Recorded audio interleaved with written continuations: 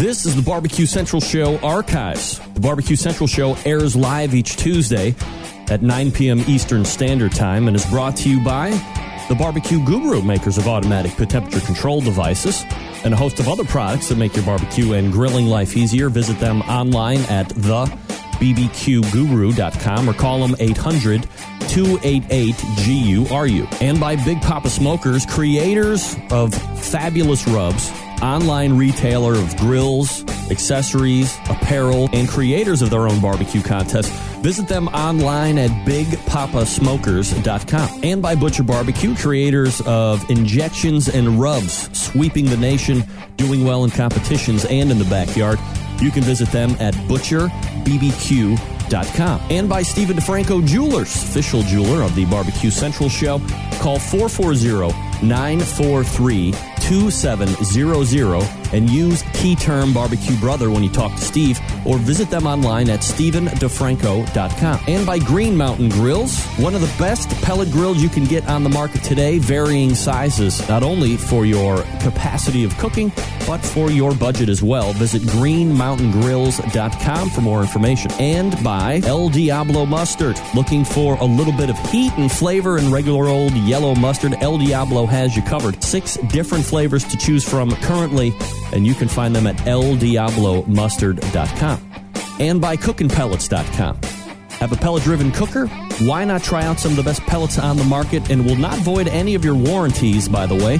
CookinPellets.com is the website. And by Cookshack, a premier manufacturer of electric and pellet-driven cookers, giving barbecue classes located in Ponca City, Oklahoma. Always running some kind of a special deal. Check them out at Cookshack.com. Hello, everybody. This is Gary Vaynerchuk, host of Wine Library TV, a.k.a. WLTV, and this is BBQ Central. So to get that perfect barbecue, you use wood. Are you sure it's safe? Whatever. We put the lighter fluid on, strike the match, and... Oh! Should we call the fire department? That might be a good idea.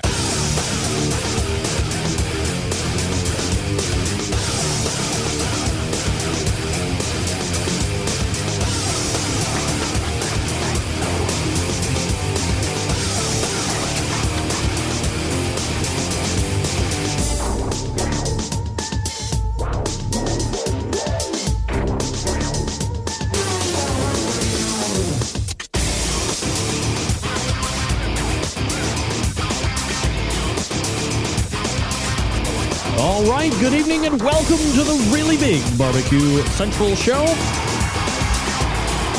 This is the show that talks about all things important in the world of barbecue and grilling, broadcasting live and direct from the Rock and Roll Hall of Fame city of Cleveland, Ohio. It is the barbecue capital of the North Coast. I don't care what anybody says. I'm your program host, Greg Rempe. Happy to have you aboard here on your Tuesday evening if you want to jump in on the show tonight. More than happy to have you, 216-220-0966. You can also email the show, greg at thebbqcentralshow.com. Those are your 2 ways to get in touch with me. Anything else you want to find out about the show, you can get at the main website, thebbqcentralshow.com. Here's what's happening on the show tonight. Coming up in about 13 minutes from now, a somewhat frequent guest of this show, somebody that I like talking the barbecue and the grilling with, CB Chef Barry Martin will be joining us. We're going to be talking specifically about the tail. Do you do the tailgate? That's what we're going to be talking about. Mostly. We might get into some other stuff should time allow. But that is what is currently on the agenda for this evening. So hopefully everybody will be ready to go, rocking and rolling, as it were. What is going on with my... I guess that would be my right arm to you guys there. Oh, wait. There we go. All I got to do is get in the damn picture. Very good. And for folks who don't know, there's a video side to the show as well. We invite you to check it out. Coming up at 9:35, Do you see him on the World Food Championships at the very end of every episode? Mike McCloud will be joining us. Looking forward to talking with Mike, talking a little bit more specifically on the upgrades that have been made to the outdoor, to the World Food Championships this coming season. So looking forward to talking with Mike. Then we'll move on to the second hour for the third week in a row, a round table, a competition round table. This week, it is all about the pork ribs, brother. That's right, brother. 3 of the, perhaps I should say it like this. Hold on one second, please. Love you. The top 3 rib cooks in all of the land will be joining us at 10 o'clock. Scott Smith, Drew McNatt, Dana Hillis, all will be on the ribs dais, bringing it long and strong. By the way, Drew McNatt, Hogtied Barbecue, currently ranked number 1 in ribs, KCBS. Scott Smith, Q'in Stewin' and Brew'N, currently ranked number 2 in ribs, KCBS. Dana Hillis, Big Poppa's Country Kitchen, finished first overall in the ribs category for the 2014 FBA season. That just wrapped up. Shout out to Jim Elser for winning 2014 Team of the Year in the FBA, by the way. He's a frequent guest of this show, or a frequent watcher of the show and guest on the show as well. So Dana Hillis will be joining us via FBA, and I believe he gets into the KCBS stuff as well. So the the top 3 rib cooks in all of the land will be joining us at 10 o'clock. So as we've said each of the past 2 weeks, kiss the kids, get the drink, bust out the pen, the paper, get a pen, get a pencil, some type of writing utensil, because they're going to throw down all of the ribs knowledge that you could possibly want, savor, pine for, and or ask for otherwise, all here on this show. So there you go, 216-220-0966, Greg at the BBQCentralShow.com. You are watching and or listening to the show. Do me a favor, help spread the love, make a Facebook post, get on the Twitter, or do whatever type of social media that you do. Maybe you're a nerd and you like Reddit. Let everybody know in the Reddit community the show's on. A couple of different links. The main website for the audio stuff, thebbqcentralshow.com for the video side of things. The longtime video syndication partner of the show, outdoorcookingchannel.com. You can also find this, of course, on the Roku. Go to the App Store, download Outdoor Cooking Channel in the App Store, and then you have a live stream option there. And don't forget, you can subscribe to the show on iTunes for all of the Audible replays. We number in the 8 to 10 to 12,000 per month. Believe it or not, folks, that's right. It's the most popularly downloaded barbecue show in the land. You can also go to my YouTube channel, which you can see right there on the lower third. It's youtube.com/BARBECUE, the numeral 4, the letter U. That's barbecue for you. Outdoor Cooking Channel obviously will have video replays. And the main website is basically the clearinghouse for replays, both video and audio. No reason you should ever miss anything on this show. Ever. Did anybody watch the Belmont Stakes the Belmont Stakes? Oh, hello! The Travers Stakes this past weekend, running at the beautiful, majestic, and historied Saratoga race course. And while I guess it wasn't technically the last race he was going to call, but Tom Durkin, longtime race announcer at Saratoga, but for NYRA, the New York Racing Association, is going to be retiring after the meet in Saratoga. And the Travers is the big race during the Saratoga meet each and every summer. And one for the ages. I want to say he never listens to the show that I can imagine. If he ever does, I want to pay tribute by raising a brewski to the one and only Tom Durkin. Enjoy the retirement. I will miss your calls. The race. So the reason I like horse racing is because of Tom Durkin, basically. That guy's a star. Maybe now that he has more time on his hands, I can actually get him onto this show and he can call me calling the show. Mm-hmm. That is a tasty beverage. So congratulations to Tom on retirement in a Absolutely terrific golden horse race announcing career. Folks, I'm drinking a couple brews tonight. It's a craft-made brew. Perhaps you've heard of it. Natural Light. Do you know you can get 12 of these for like $5? Value personified. Which leads me to the next bit of information that I wanted to share with you this evening. Folks, maybe you didn't know this. Maybe you did. Hangover cure. Drink alcohol in the morning. Yeah, that's right, folks. Scientists have confirmed perhaps what we all knew already. The best hangover cure is basically to never stop boozing. An independent study shows that the hair of the dog could really be the best hangover cure, according to a new book examining the science of alcohol. Devotees of the bacon sandwich, rehydration solutions, and painkillers may be surprised to learn that drinking more after a heavy night could provide more than just a renewed level of tipsiness to stave off alcohol, relieves a hangover. Speaking at a Google talk earlier this year, he said belief in the hair of the dog cure had inspired a wealth of pick-me-up cocktails like the Bloody Mary. The most widely held view states that hangovers are caused by dehydration, but there could be another reason. There is a theory that says the hangover is actually the symptom of very, very small amounts of methanol. The notion is that if a hangover is methanol toxicity, you're going to have another drink, and the ethanol displaces the methanol off the enzyme, and you will feel better. Folks, I don't know about you. I'm in the no shit category. Didn't everybody learn in college after that very first night of underage drinking, tomfoolery, and hijinks? You had the one professional drinking friend. Maybe he was an upper class. Maybe he was buying you beer illegally. And shots. Shot. And he said, hey, Rep, tomorrow when you wake up, aside from your first thought of being, I want to die, grab a beer, grab some vodka, slam it down. Trust me, you'll thank me because you won't have the hangover like so many others.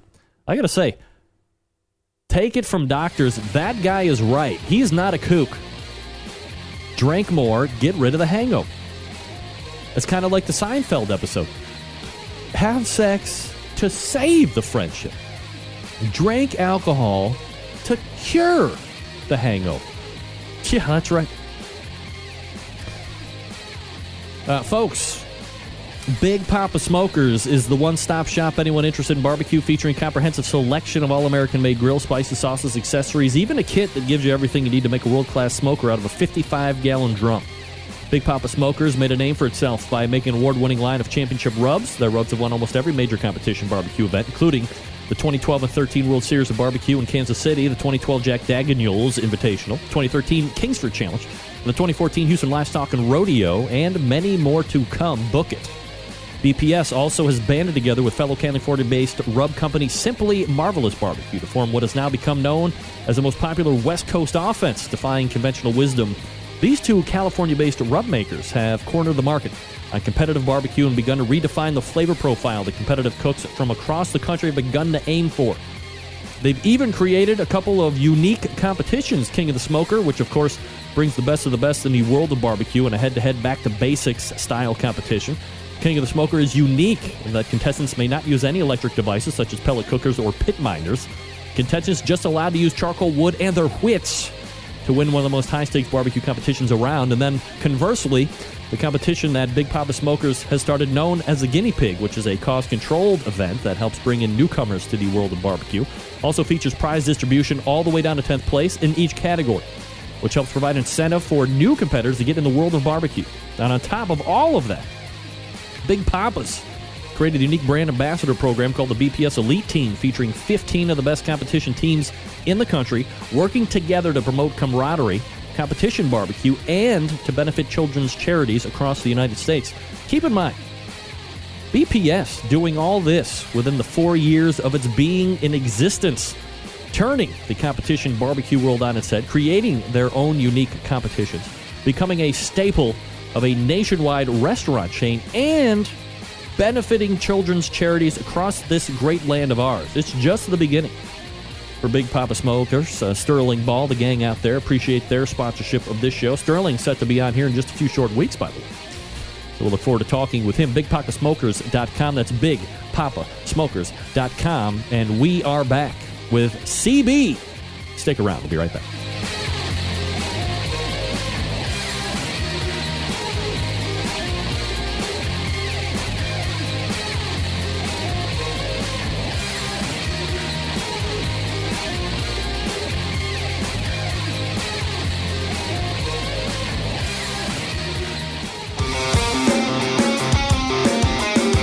Broadcasting live from the BBQ Central Radio Network studios in Cleveland, Ohio. You're listening to the BBQ Central Radio Show. Once again, here's your host, Greg Rempe. All right, welcome back, 216-220-0966. Greg at the BBQCentralShow.com. This portion of the Barbecue Central Show being brought to you by Sam's Club National Barbecue Tour. That's right, 31 cities, $500,000 in cash to be won, plus eternal bragging rights.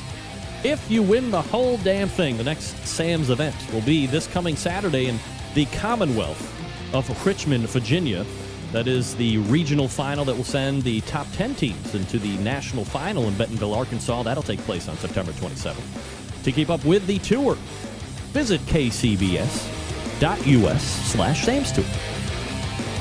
All right, joining me now, someone who appears on this show every so often, talking about hot topics, pun intended, in the industry, has worked for some of the biggest names in the industry, and is a creator of the website Welcome to the Cookout.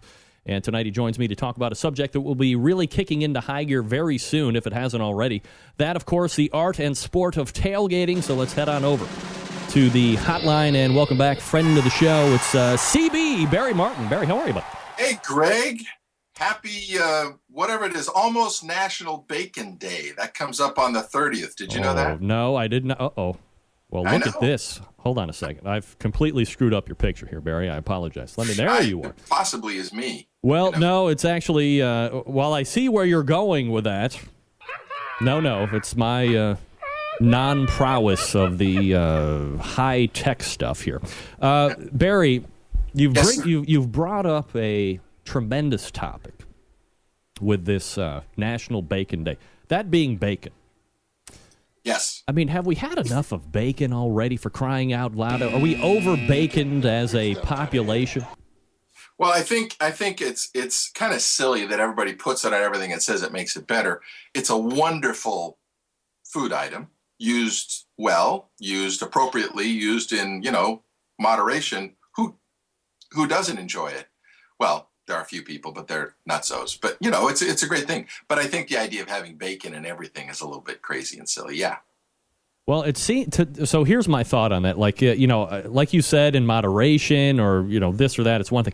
But all of a sudden, it seemed to find its way into mayonnaise. Yeah. I met those guys, by the way. And balm. It didn't taste like bacon. I was actually a big fan of Baconaise. The guys over at Bacon Salt, Lefko and the gang, yeah. I mean, I thought the product was good, but it just seemed like, especially over the last 2 years, if you could stick bacon anywhere, they were doing it. And the public and people trying to make money off of bacon. I have, somebody gave me bacon frosting for cupcakes. It was the worst thing I ever tasted. Bacon lip balm I saw at the Justice clothing store for girls. Why not just rub bacon grease on your lips? That's what I'm talking about. That's cheaper, healthy. I got my wife a little thing of bacon just to put behind her ear when she wants to be, hubba, and I feel much better about things. Now I know. It's no Q cologne. Oh, boy. Well, and anyway, it's National Bacon Day. Last year, as a joke, we did a poetry contest on Welcome to the Cookout and got some hilarious responses. And so this year, we decided to do it again, and we'll give away some prizes. I have no idea what they'll be, because who cares? It's a prize, and you won. And last year, a delightful person, what was her name? Let me look it up here. Won. She was a hoot. Marilyn Baker Mager. Oh, she listens Marilyn to the show. Mayer, friend of the show. Wonderful lady. Oh, Hot Sauce Weekly. She won the bacon frosting. I gave it to her because I thought it tasted terrible, and she was happy as a clam. Her poem last year was, "Bacon is good, bacon is great. Bacon is better than chocolate cake. Uh-oh. I think that pretty much tells you the caliber of poetry that was submitted. But over at Welcome to the Cookout, we're having some fun with our poetry contest again this year. So you're welcome to enter it just as a hoot. Welcome to thecookout.com, correct? Indeed. And in fact, there have been some changes there. When you get there, you will see there's a new lineup, and they're offering a whole bunch of tailgating recipes. I have somebody good person, Robin Lindars, Grill Girl, is now part of Welcome to the Cookout. Scott Thomas of Grill and Fools is now part of Welcome to the Cookout. Our good friend Chris Grove of Nibble Me This is now part of Welcome to the Cookout. We have, I think, somebody who's just a fabulous cook and going to be a star. Her name is Keita Roberts. She is Girl Carnivore. She's part of Welcome to the Cookout. And I don't know if you've spoken with Julie Reinhardt. Oh, sure. Years ago, Barry. She's an old friend. Yeah, she's a good lady. She's part of it. And Lene Beth Oxley, who you know well. Sugars, yep. Is our barbecue consultant. So she doesn't write, she doesn't post, she doesn't take pictures, she just cooks. She doesn't mess around. And she's going to wade in once in a while with some commentary, and we'll be taking care of that. And we're going to be adding a few more people. So Welcome to the Cookout is going to be a welcoming place. You're welcome to be there. We'd love to feature your show there too. It's a place for people to come and find resources. Nice folks. Yeah. So thank you for letting me pitch that. A resource, not snobbery, not it's all about competition or do this or do that or you suck. It's everybody's welcome. Get in the smoke, right? Answer questions. Everybody's a nice person, and our goal is to help people just be better cooks. Then they can go off and do whatever they want with it. But there are a lot of basic questions that people are afraid to ask. And so this week we're doing a whole bunch of tailgating recipes. And Robin Lindars, who is no goofball when it comes to cooking. I mean, wasn't she on the Today Show recently? Debatable. But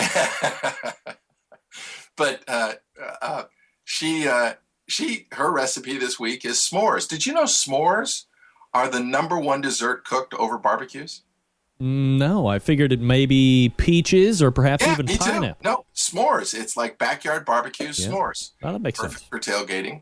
Scott Thomas shares a whole bunch of stuff about staygating. Have you ever done any staygating? No. Is that where you tailgate in your backyard while you're watching a game? The TV outside, you sit around, watch it when your team's away from home. So tailgating is a lot of fun. Here in Seattle, I lived on the water and in a floating home.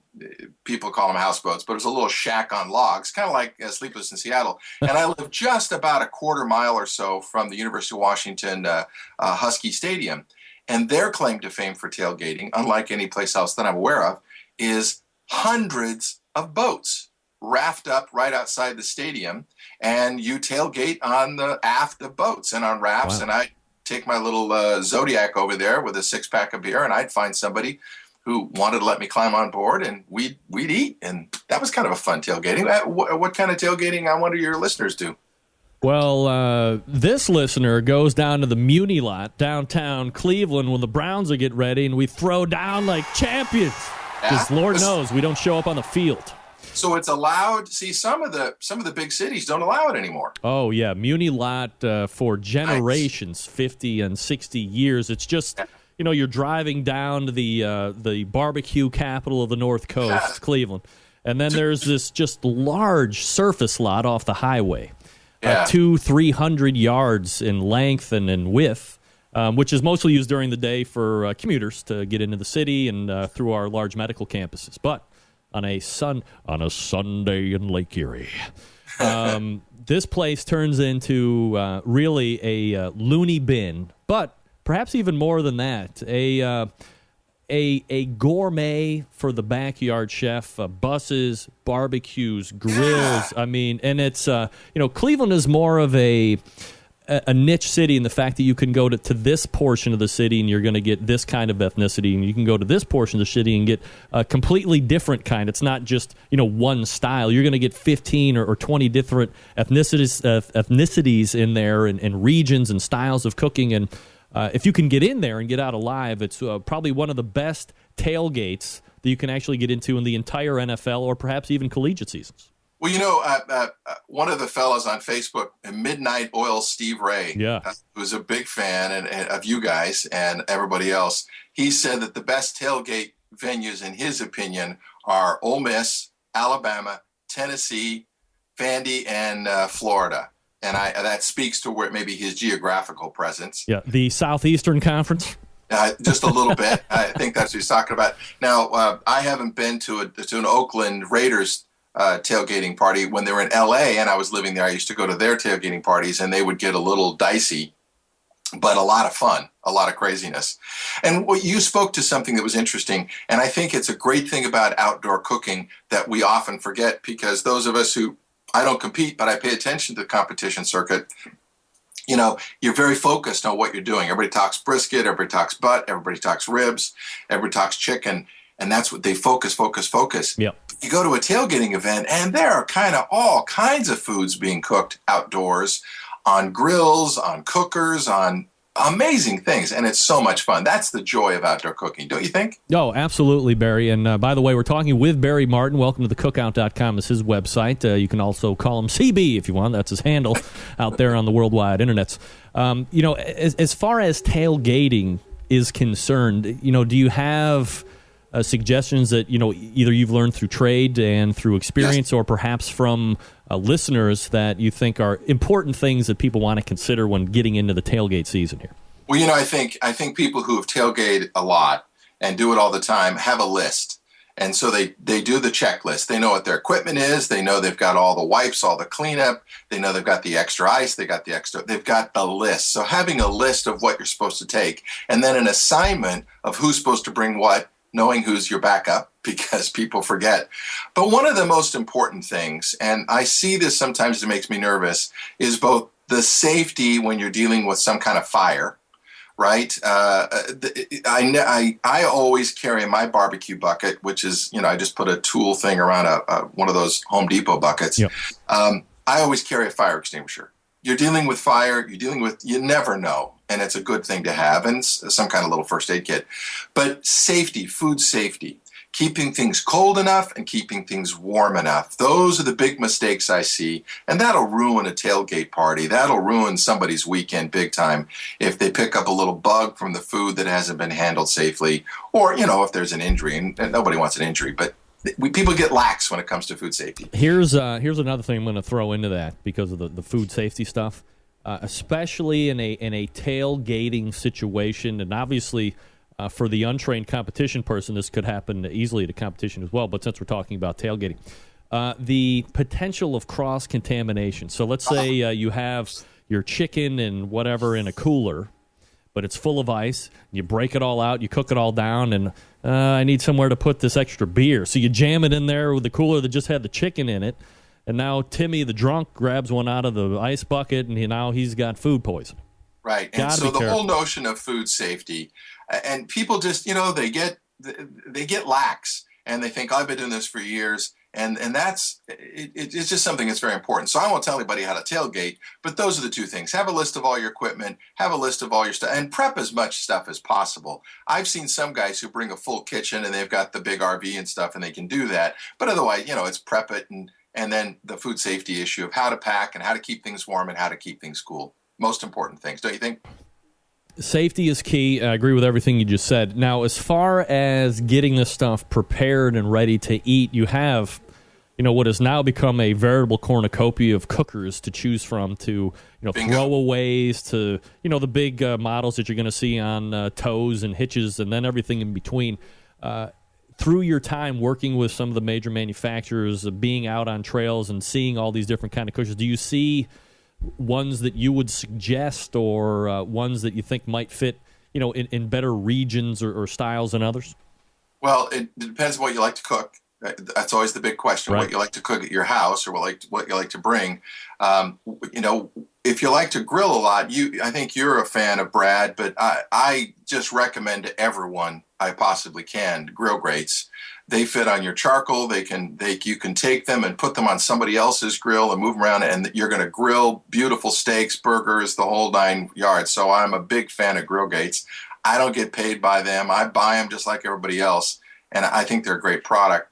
There are a couple of smaller ones. I haven't had a chance to use the little tabletop Traeger, but some of my friends have used it, the little smoker that seems to work real well. Some guys like to bring, I personally have a charcoal Jumbo Joe. It's the 18-inch kettle that's portable. You've seen it. Yep. I love it. I think it's a great product. I can do just about anything I want on it. I can't cook a big turkey, but I can do a chicken and burgers and steaks. It's a great charcoal product. And speaking of charcoal products, I think you got him on. Is he on later? Dave? He'll be on next week. I had kind of a brain fart. And Dave had to suffer through that, but we're going to make up for it by giving him a big segment next week because I'm Dave stupid. Benjamin has been, he's a tailgater, and he developed a product, and he is a startup guy, and he is working his tail off trying to make it happen. I've helped him out a little bit, but man, he has just got full of energy and trying to make his hot box grill. I cook on it here at home. It's very portable, but it's a heavy-duty product. That's a great charcoal grill. And then there are a couple of really nice little portable gas grills. One of my favorites, I used to work for these guys. I don't work for them anymore, but the Char-Broil Big Easy Smoker Roaster Grill, the propane model, man, I can roast a turkey in that, about an 18-pound turkey in about 90 minutes to a little bit over almost 2 hours. Beautiful. I can do beer can chickens. I can do ribs. I can do wings. I can grill on it. So that's semi-portable, and that's a propane grill. But, these are all personal, don't you think? Everybody's got their own favorite, and I don't want to try to tell. And there's some wonderful small products made out there that are perfect to throw into the back of your car. But this is the other thing having to do with safety, right? Is how many times you've seen a guy not finish letting his briquettes cool off before he puts that in the back of his rig and goes flying down the freeway with briquettes and sparks and stuff. Just silly, but potentially dangerous. Yeah, silly stuff. Got to make sure that the fire is extinguished properly. Yeah, if you have a separate ash can that you can do that with, you might want to think about doing that. To me, part of that safety, part about, just thinking ahead, not letting the beers get to you. That's tough in certain situations. Yeah. For me, I would want to go and be as portable but as big as I could go. So, something like a hot box or perhaps multiple of those allows you some flexibility. You can break it down, and if you don't have the big vans and the motorhomes and all this other stuff, maybe you got a pickup truck or an SUV or something like that, and it's easy to use, set up, and then break back down once you're done. Well, this goes against somebody who are traditionalists, but a lot of guys will smoke their ribs. They'll have them ready. They'll put them in the cooler, keep them cool, right, then bring them and finish them on the grill. And, because who has time? Well, unless you get there, real early in the morning. But and some people do. God bless them. It's fun when you see a great, somebody who's been there all night. But usually they're wasted and can't make it to the game. Right. And then they've wasted a whole lot of money for nothing.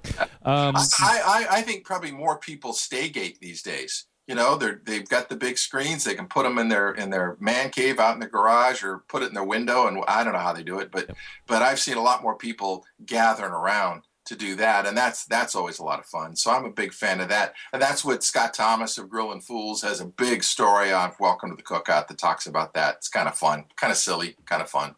Do you have like a go-to recipes that you like to do, whether you're staygating or whether you are actually at a sporting event and tailgating?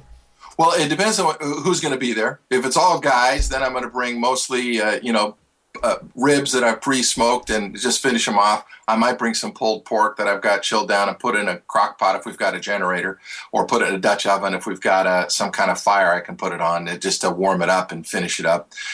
One of the things that we like to do, of course, always is beef, but man, beef prices are getting crazy. Oh, yeah. So we do have a local butcher I go to here where I live who grinds the beef right for me from the trimmings, from all the primal cuts, real good quality.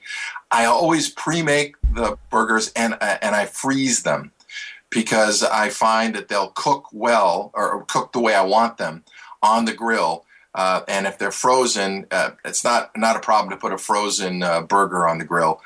There's this trend, and maybe you or some of you've talked about it, this idea of putting frozen steaks on the grill. I haven't tried that. Have you tried that? No, I've never heard of it.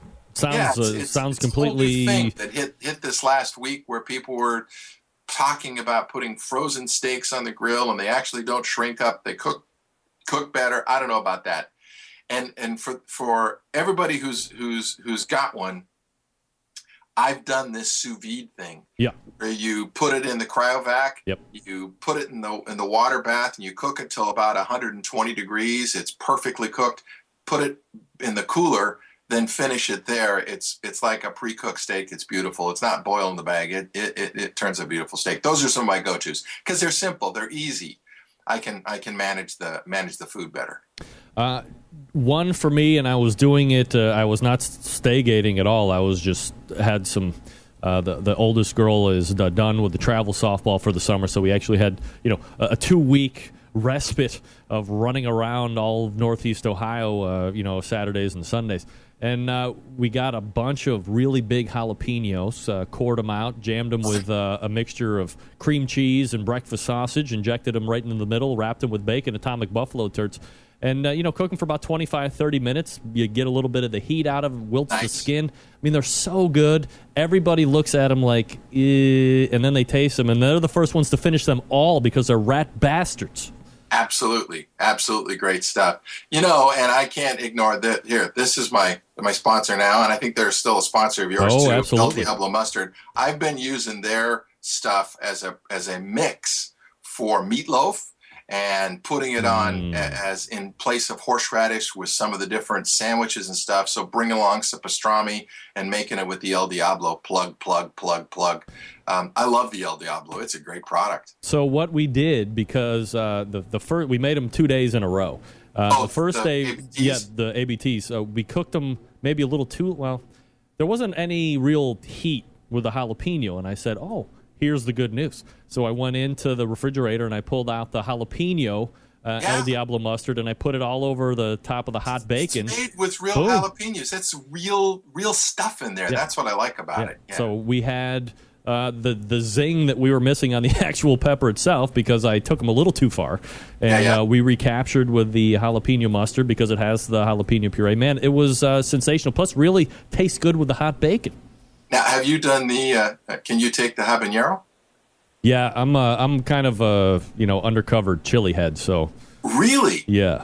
The habanero's way too far for me. I guess I'm up here in the Northwest or something. I'm a lightweight when it comes to those. Can't do them. Well, it's I think you either got the hot stuff to a certain degree or you don't, and then there's that level where for some reason you just like it. Yeah, and you can't really explain it why, but you like it a little bit hotter.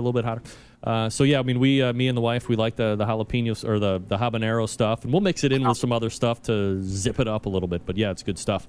Yeah, so that's then going back to condiments, having the right condiments along that are universal, because you can't bring a whole tray of everything for everybody. You've only got so much room.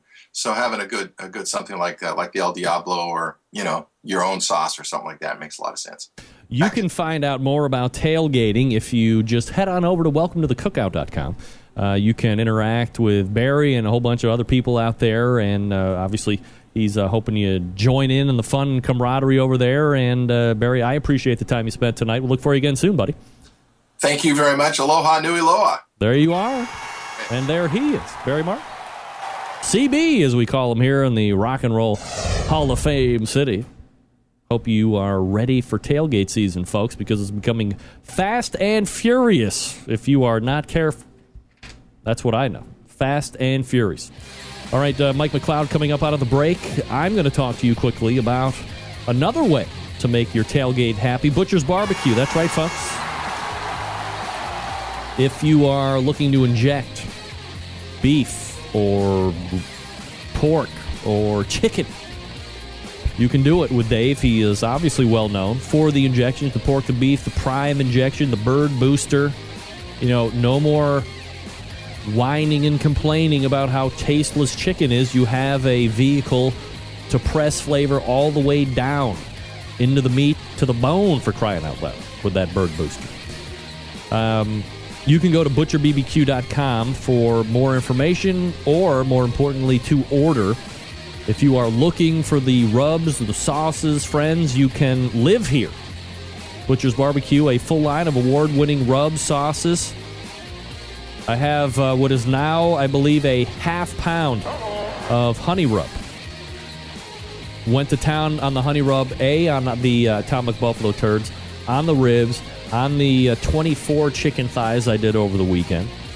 I call it the North Coast offense, part honey rub and part Big Poppa Smokers money rub. North Coast offense. I'm making it up. Soon to be a winning combination across backyards all over the nation. Maybe you like brisket. He's got a great steak and brisket rub as well. You can find it all at butchersbbq.com. Last but not least, the sweet barbecue sauce. I got 2 more left, and then I'm out, and then I got to reorder. Sweet barbecue sauce wins each time for me. If I don't have my own sauce, I go for few commercially made sauces, and Dave is one that I will reach for each and every time. It's got the good tang. It's got some good heat. It's got no liquid smoke, which I appreciate as a human being. You got a quality sauce here. No easy way out. Grab a box of 6. It's going to go fast. I'm not kidding. No worries about breaking the bank when it comes to shipping either. Items totaling up to $55 ship at $8.50. Between $55 and $200 ship at $9.75. And anything over $200 ships for free. So here's what I'm saying. Just get $201 worth of stuff. Save on the shipping and enjoy the benefits of the injections, the rubs, the sauces. Oh, forget it. Head on over to butcherbbq.com. Stock up now. That's butcherbbq.com. And as Dave Bosca always says, trust your butcher. Always trust your butcher. It's Mike McCloud up next. Stick around. We'll be right back.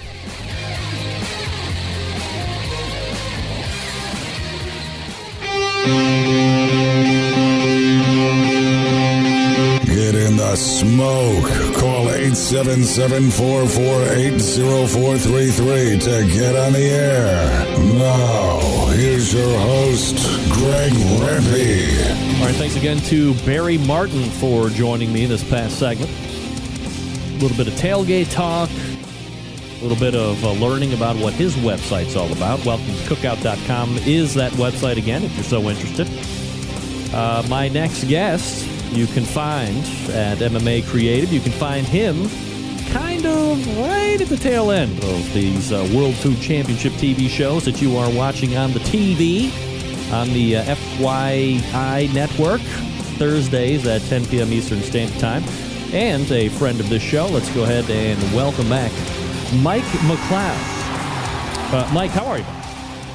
I'm good, Greg. How are you? I'm doing absolutely fabulous, Mike. Appreciate you asking, and as always, appreciate the time that you give to the show. And a couple different places that we can go to tonight. I know last time we were on, we just kind of ran out of time with the good stuff, and some things still that we could talk about, especially in regards to the TV show. For those that were living under the proverbial cooking rack, the World Food Championships on TV had 6 one-hour episodes. They're airing 10 p.m. Eastern Standard Time on Thursdays. As you see the season kind of get down the line here, Mike, and you're watching finished product after finished product, obviously you have a big hand in this. But if you can remove the businessman, Mike McCloud, from the person just watching it, how do you watch them? How do you think that they're coming out, and what are your reactions to the finished products that you're seeing on the television? It's tough to see it and be in the position that I am, because you always second guess, or you always think about things that are not shown that you saw in the moment, and that you wish could be told. So as I've been a lifelong writer and editor with journalism training.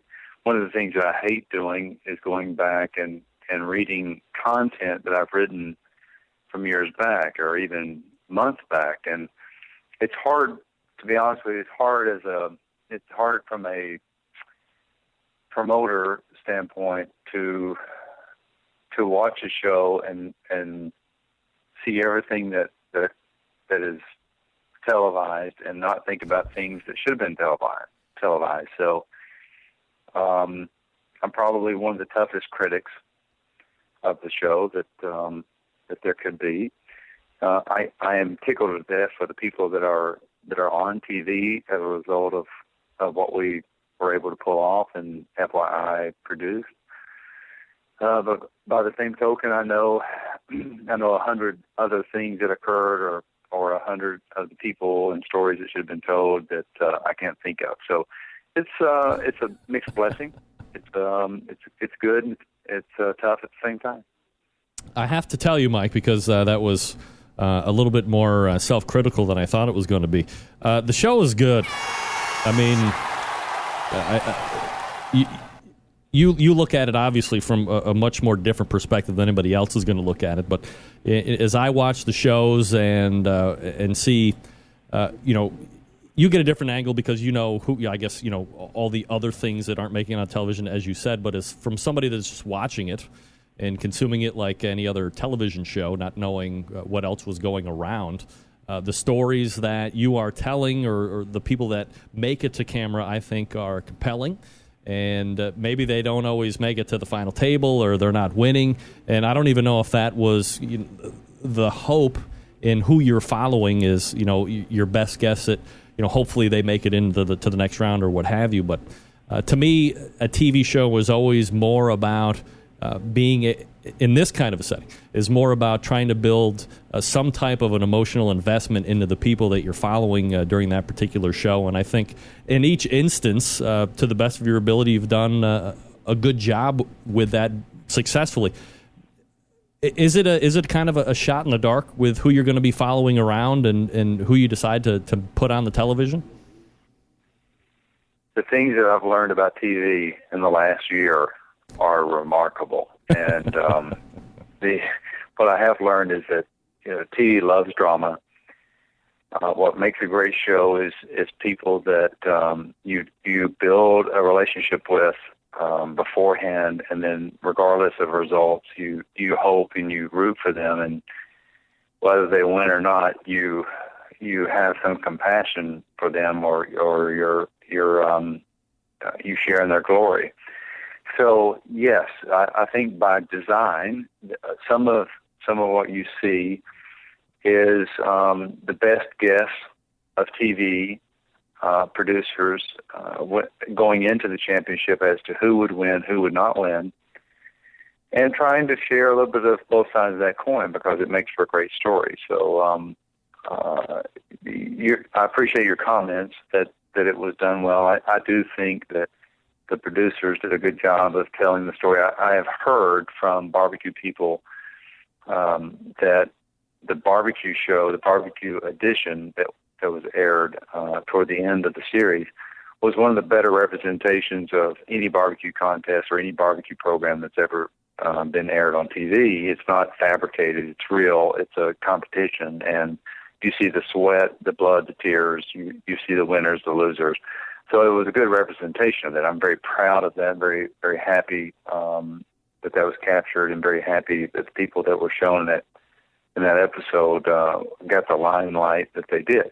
The only thing that I think about are all the stories that, like I said earlier, just couldn't be told in 42, 43, 44 minutes. TV has a very finite period of time, and we live in a championship or a barbecue event. We live through a weekend, and there's so much that occurs. You just can't capture it all on TV, and that's the unfortunate thing. So that's why I'm critical. It's not that I'm not happy. I am tickled to death that the World Food Championships in Season 2 was aired on TV, and 6 episodes. We're in negotiations right now for Season 2 that would share and air the 3rd World Food Championships. We are in deep discussions on whether or not that should be on FYI, which is turning into a very extreme lifestyle channel versus a cooking channel. So we're dealing with a lot of ifs, ands, or buts right now. No pun intended on the buts part. But it's interesting times. We are very fortunate and very happy and very obligated and humbled to be in the position that we are to further food sport as we can through the World Food Championships in Las Vegas, through our super regionals that we're launching this year, and through TV as consumers can watch it and experience it. So it's, like I said before, it's a very, very interesting moment in our careers at MMA Creative. Mike McCloud is my guest talking about the World Food Championships. Mike, in regards to the upcoming 3rd World Food Championships, there are some expansions of the WFC that are occurring. For the folks that aren't aware, maybe you could expound a little bit on that and exactly what has changed from one season, if you will, to the next. Thank you. A couple of things that are significant. Number one, we've upped the grand prize purse. So the winner of the World Food Championships in 2014 will take home a check for $100,000. Wow. 50 grand. So we are fast becoming the biggest and most rewarding food competition that exists, especially in one weekend. That's number one. Number two, we expanded the categories from 7 to 9. We added cheese and we added seafood this year as our 8th and 9th categories. So we're excited to be bringing more people into the fold, into a what we consider Olympics of food or Super Bowl of food. Number three, we've added super regionals. We have the Scottsdale Sizzling Showdown, and we have the Music City Cook-Off, and the Illinois Showdown occurring at the Murfreesboro Barbecue Cook-Off. All three of those promise to be very exciting moments for the championship, because we're giving people a chance to prove their mettle, to win some money and earn their way into the championship like they never could before. Prior to this moment, you had to win a designated automatic qualifier or preferred qualifier to get into the World Food Championship, and now you can be one of the top 10 finishing group at one of the super regionals. So whether it's in Scottsdale or Murfreesboro or Nashville, all you have to do is compete in one category. You have to deliver on one super dish, whether it's a cheese or a seafood or a dessert dish, and be in the top 3 out of 20 people in that category, and you can earn your way to the championship. So we're very excited about creating those funneling systems into the championship, and are eager to see how that works and see if we can expand on that in 2015. I was going to say, as you look forward, assuming the super regionals go off without a hitch, which I'm sure they will, how do you envision the World Food Championships, let's say, and you're a big picture guy. I mean, obviously you're wildly successful in everything that you touch. But how do you see this particular event looking, 3 and 4 years from now? I think it's going to be the biggest food extravaganza that you can imagine. I believe, just like the Super Bowl, that we're going to have a food experience relevant to the NFL experience at Super Bowl. I believe we're going to have 20 categories. I think we're going to span across 10 days and 2 weekends. I think that we're going to have $1 million prize purse. I think that every major food company that any of us can point to is going to be integrated somehow, some way, whether they're throwing a VIP party for distributors and sales reps, or if they're integrated into the championship and doing a special challenge, much like the U.S. Potato Board or the Alaska Seafood Challenge. We're going to find ways to bring food brands into activation and reward food fans and food competitors like never before. So instead of Kellogg's being on the hood of a NASCAR, I think they're going to find a way to be integrated into the Super Bowl of food, which will be the World Food Championships. That's what I see happening in the next 3 to 5 years. Do you see, this isn't a question that I had outlined to ask, but since you brought it up, I've gotten to know the NASCAR community a lot more intimately than I ever thought I would with the day job. Do you think, or do you foresee, look, I mean, the barbecue guys want to make money, people in general want to make money. If you're good at the World Food Championships, whatever category you're good at or proficient at, do you see, X, Y, and Z company coming up to, Johnny the cheese man or Sally the seafood cook and, adorn them with gear and perhaps sponsor them to go out and cook X number of competitions during the course of the year, and we're going to give you this amount of money to do it, almost like a NASCAR type of a sponsorship then? Absolutely. It's already happening. There's 3 companies that I can mention immediately. Bull Outdoor Products, Guru Cluster, Challenge Butter. Those companies are, and initiatives are already sponsoring teams to get their way into the championship, and will be branded up when those competitors are at the championship. So they'll have T-shirts and hats that have those logos on them. We're beginning to see early adopters grab it while it's very affordable, and then one day you're going to see Coca-Cola, you're going to see Kingsford and KC Masterpiece and ConAgra and all those other big brands that are spending gazillions of dollars in NASCAR. You're going to see them levitate toward the food professional, the Rod Grays, the Mike Davises, the Donnie Brays of the world, the Leanne Whitmans of the world. They're going to start aligning with them because they are seen either in competition and they're successful there, or they're seen on TV because of their success and because of their restaurants. They're going to want to start aligning with people that your regular American cooks can resonate with, versus I don't want anything from Jeff Gordon or Dale Earnhardt Jr., but you and I will never, ever, ever, no matter how good we drive, get on a NASCAR track with Dale Jr. No. Or with Jeff Gordon. You and I will never get on the 50-yard field goal line with Peyton Manning. But you and I, through a sponsorship or through something like the World Food Championships, can get on the stage and be side by side with Guy Fieri or with Bobby Flay or Rachel Ray. Yeah. We can take them on in a throwdown just through a sponsored program. So we have a very unique aspirational platform that once corporations and their marketing strategists wake up to what the leverageable asset is, once they wake up to it, it's going to happen. It's going to explode. So we're right there in front of it. We hope that we're not too early. We hope that the timing is just right. And we're trying to make it happen. We're trying to make sure that the rising tide is good for everyone's boat. Mike McCloud, MMA creative, also creator of the World Food Championships, is my guest.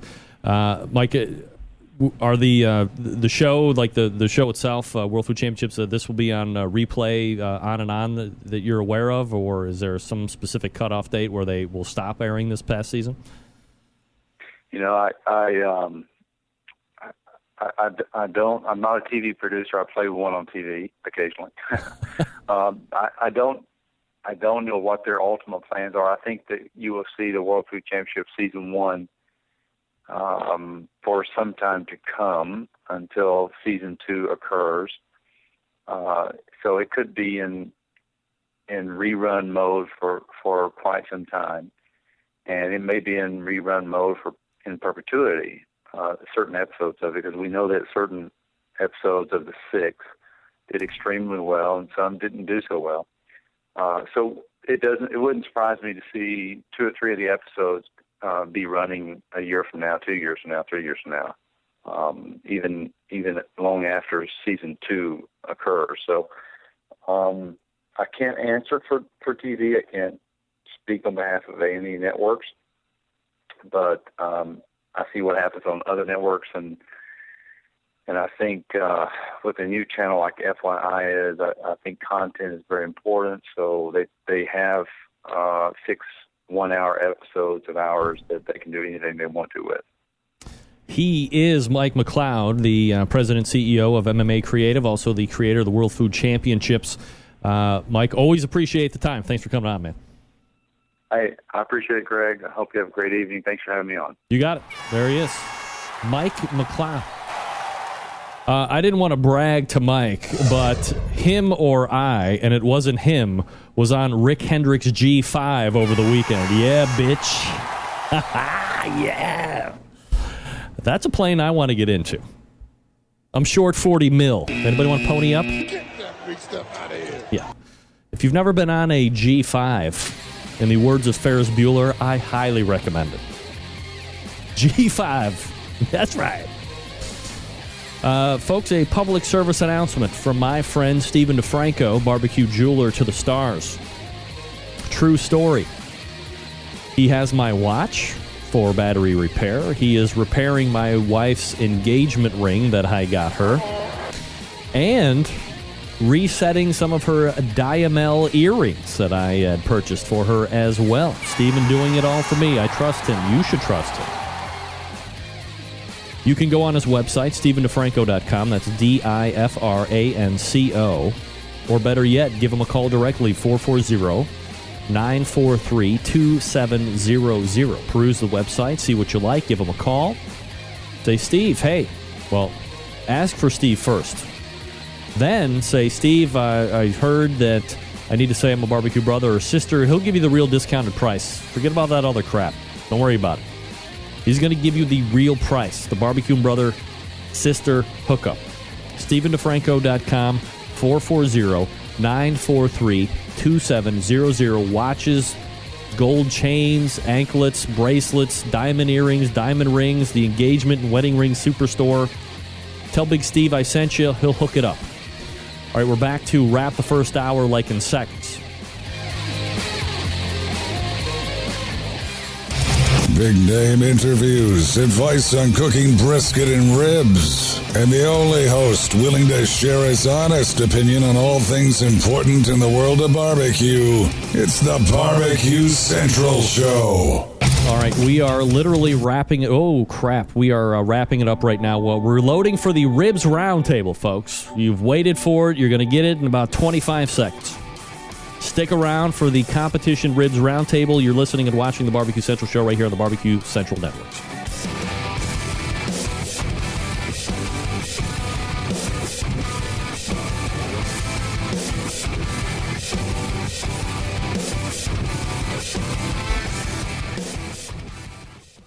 This is Chad Hayden with Moonshiner Barbecue's 19th Annual Jack Daniel's World Barbecue Champion, and this is Barbecue Central. From my heart and from my hand, why don't people understand my intention?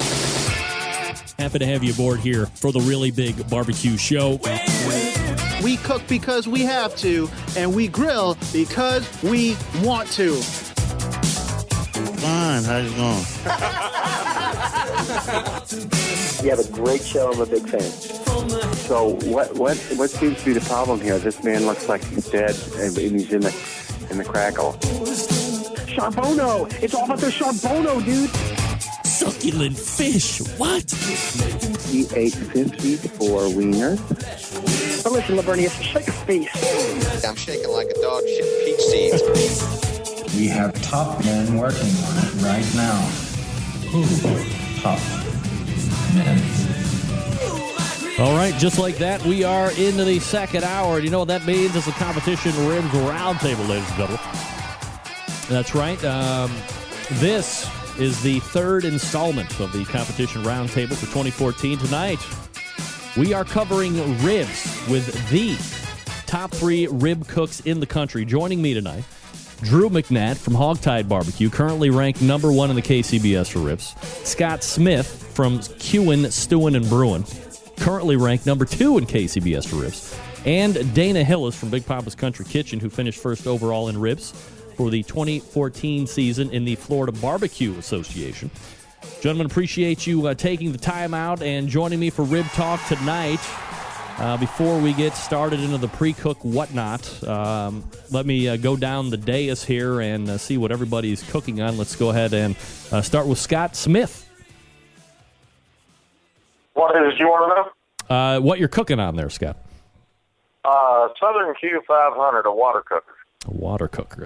When you had started, Scott, had you cooked on different cookers and eventually progressed into this, or is this something you just had started with and stuck with?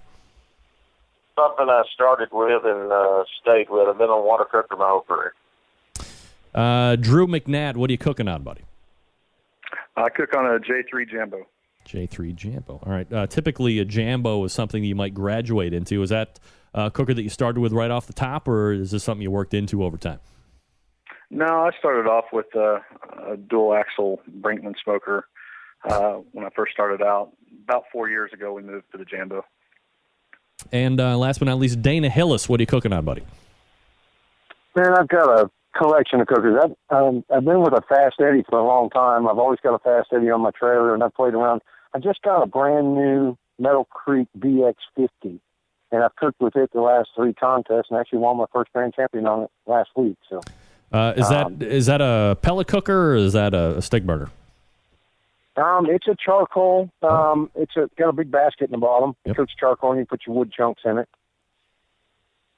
Do you use? It's a water cooker also. It's a brand new cooker. They've just come out with it a short time ago, and I managed to get my hands on one, and I kind of like it.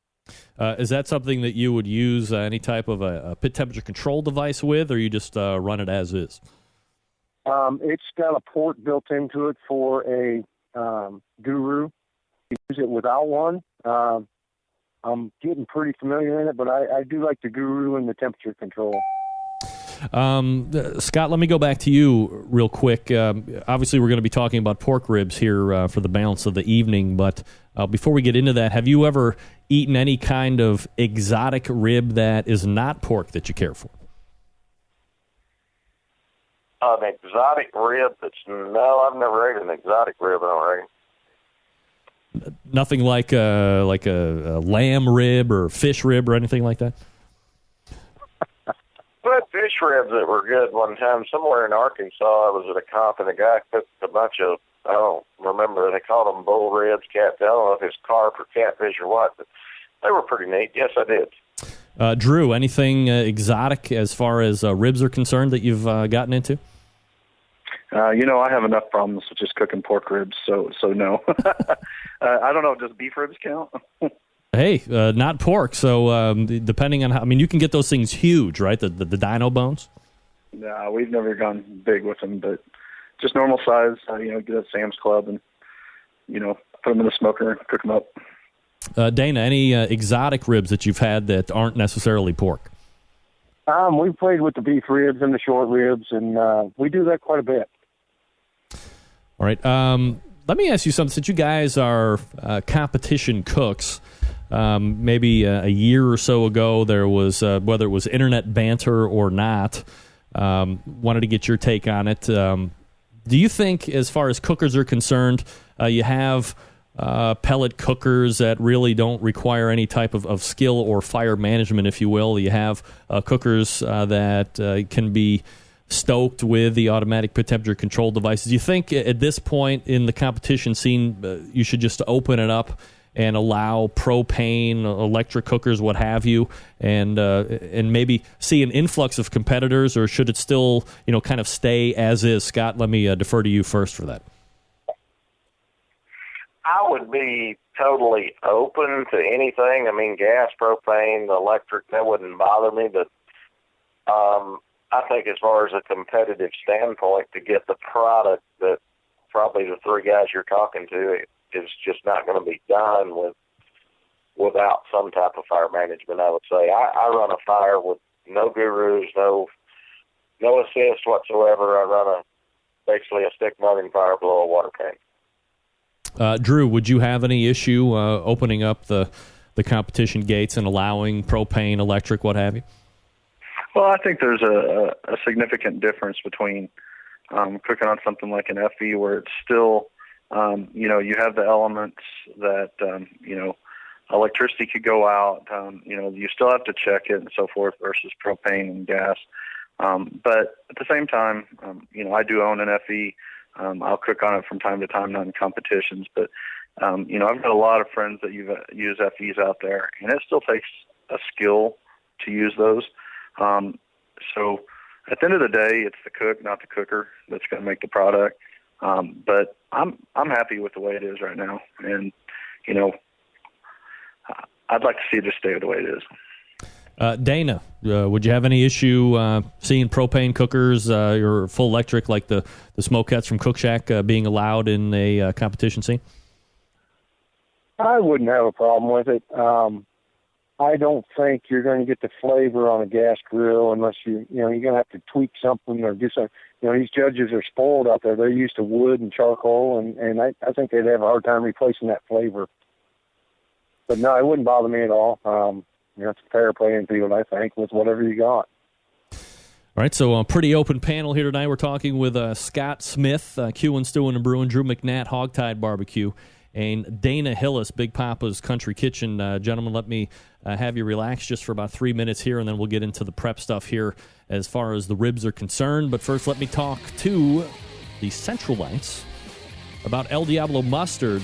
Look, gang, we are in the height of grilling season. El Diablo Mustard wants to turn your ordinary barbecue into some of the hottest stuff on earth. How about trying to add some El Diablo's fiery habanero or roasted chipotle, flaming jalapeno or spicy mango into your sauce, marinades or rubs? It'll give it that new flavor kick that's hot and intense, perhaps you're missing, that you would otherwise not know. El Diablo features 6 bold flavors. They taste great. They're hot as hell. Try mango for island heat on your meat. You can add a kick of Southwest with roasted chipotle for blazing layers of flavor. Try that steakhouse mustard for a zing of Worcestershire and tangy tomato. How about making an ordinary hot dog into an instant chili dog with El Diablo's Texas chili? Or perhaps try jalapeno on some hot bacon or burger for some real jalapeno puree with that mustard zing. I just did that over the weekend as I was talking with Chef Barry on those atomic buffalo turds I made. Or perhaps try habanero for a flavor inferno for you daring types that demand all heat all day long. Get grilling.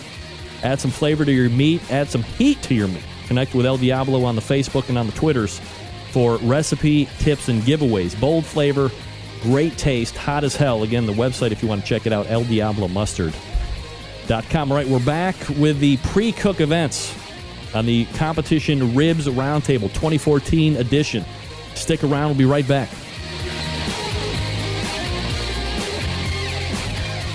Broadcasting live from the BBQ Central Radio Network studios in Cleveland, Ohio. You're listening to the BBQ Central Radio Show. Once again, here's your host, Greg Rempe. All right, we are back. We're going to push into the pre-cook or the prep portion of the Ribs Roundtable 2014 edition. Again, Scott Smith, Drew McNatt, and Dana Hillis are making the panel up tonight of three of the best rib cooks. I'll say it. Maybe they will, maybe they won't. Gentlemen, let's get into the the prep stuff. Dana, let me start with you. Spare ribs, baby back ribs, combination of both. What do you like to cook at the competition? Years ago, I started off with baby backs, but I switched to spares, St. Louis cuts, and I've been a lot more consistent with those. I'm pretty much stuck with those over the years. Is it consistent in the cooking fashion or more consistent in the scoring fashion that you're seeing with that? It's like anything else you cook. If you get a good quality rib and they're basically the same size and not big and small, and makes it easier to cook consistently. And as far as the finish, you do this a lot of times and you try to get a consistent product, and that's pretty much what it's all about.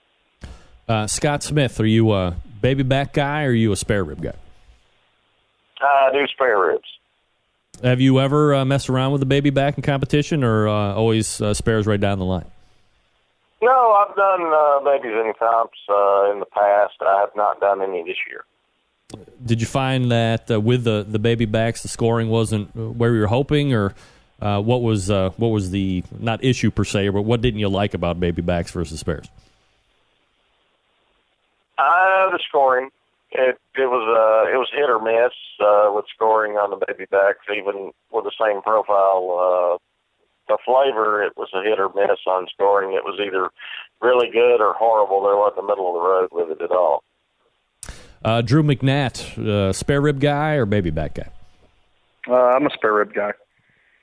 You're trimmed, St. Louis? Absolutely. All right.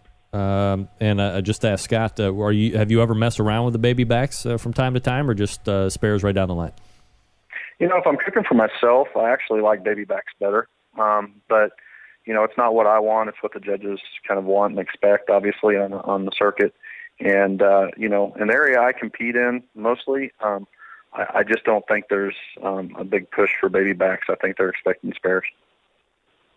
Drew, let me stay with you on this follow-up question. How many racks of ribs do you typically cook for a competition?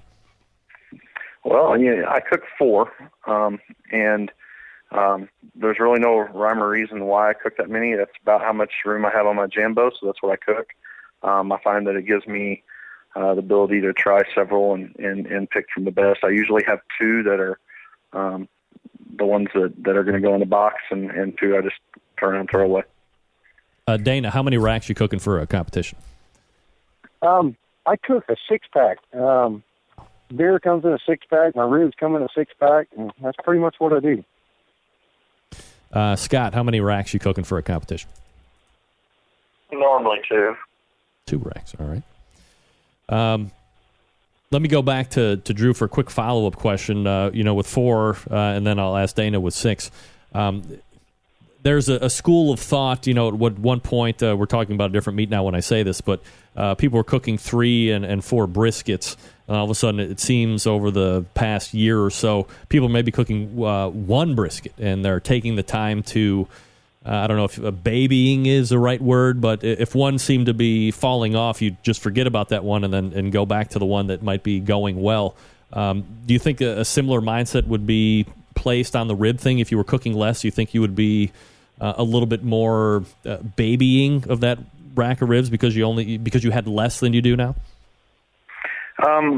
Personally, no. If you're going to use the word babying, I look after and monitor all my ribs and try to cook 4 perfectly cooked ribs. And meat's meat. There's always going to be 1 or 2 that taste different than the others, that take on the flavors better than the others, more tender than the others. So for me, that's the reason why I cook multiple ribs. And we have so much money invested in this already.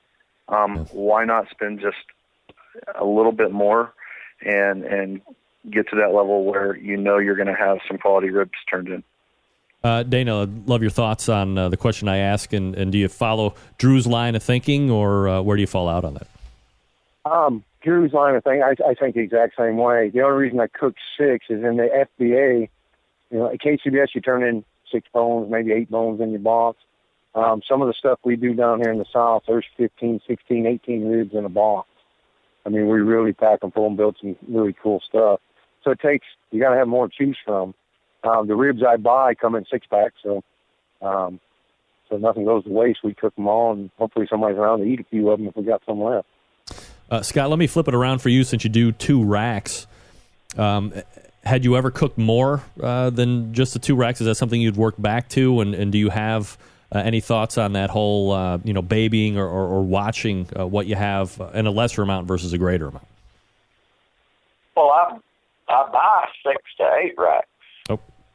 I prep 6 to 8 racks. I just normally cook 2. I can get everything I need out of 2, but I know what I'm looking for they usually come in 3-packs. I'll buy 2 3-packs and pick out what I want out of those. It's just not I cook more, but it's like the other guys. The other rack or 2 is going to go in. They're going to go home. You're going to give them away, throw them away, whatever. But no, I usually buy 6. I just cook 2.